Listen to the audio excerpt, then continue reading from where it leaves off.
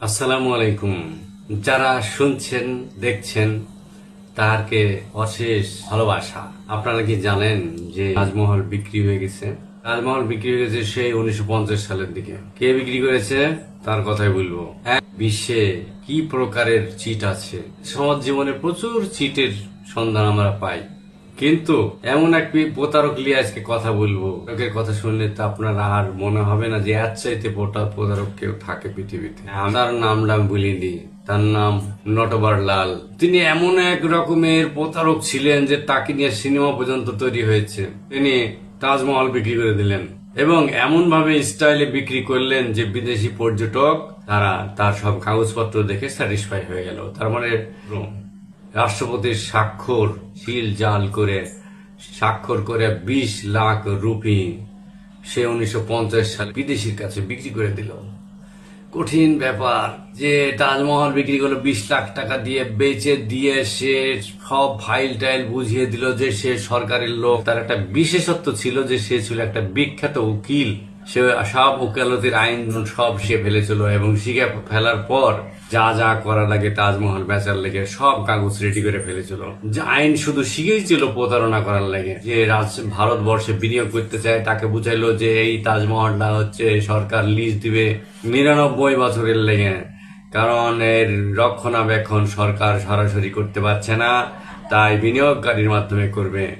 এইটা দেখে কাগজপত্র দেখে সব একবারে ঠিকঠাক বুঝে স্বাক্ষর করে 20 লাখ টাকা নটবর লালকে দিয়ে দিল। নটবর লাল আরাম করে টেনে চেপে ভাবতে ভাবতে ভাবতে উদাও হয়ে গেল। শুধু এখানেই থেমে থাকলো না, তারপরে ভারতের সংসদ ভবনও বিক্রি করেছে, তারপর রাষ্ট্রপতি ভবনও বিক্রি করেছে, তারপর বিখ্যাত লাল কেল্লা দিল্লির আর যে টাকাও নিয়েছে।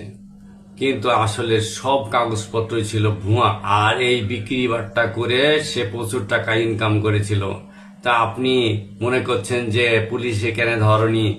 ইয়েস, মোট 9 বার সে জেলে গেছে, কিন্তু সে প্রতিবারই তার উকালতি কারিশমা খাটিয়ে দিয়ে জেল থেকে পালিয়ে। মিস্টার নটবর লালকে একদিন বিচারক জিজ্ঞেস করলো যে তুমি যে এত প্রতারণা করো, মানুষকে কি এমন বলো যে যে তারা তোমাকে টাকা দিয়ে দেয় আর তোমাকে বিশ্বাস করে?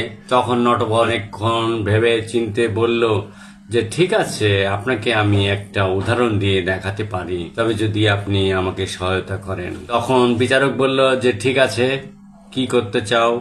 তখন বলল আপনার কাছে কি একটা 1 টাকার কয়েন হবে? বিচারক হাতুড়ি পাওয়া গেল একটা কয়েন, তো ওটা নিয়ে সে নিজের পকেটে রেখে দিল।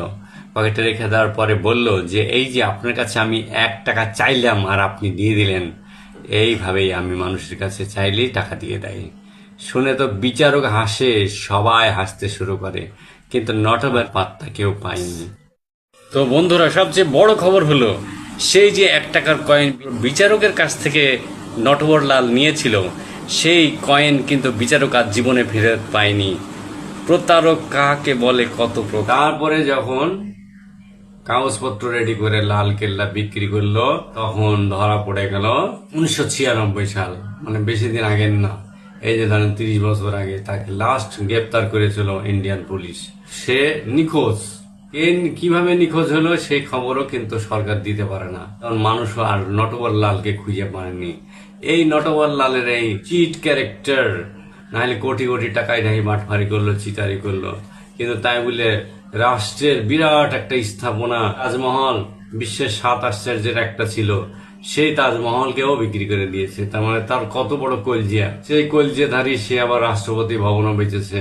স্ট্যাম্প, মানুষের জমির দলিল, স্বাক্ষর নকল সব করতে পারতো সে, এবং ধরা খুব মুশকিল ছিল। যে স্বাক্ষর করেছে সেও বলতো যে হ্যাঁ এটা আমার স্বাক্ষর। এরকম প্রতারক পৃথিবীতে বহু আছে, আমাদের আশেপাশে ছোটখাটো প্রতারক, আর সবচেয়ে বড় চোরেরা গোটা পৃথিবী শাসন করছে।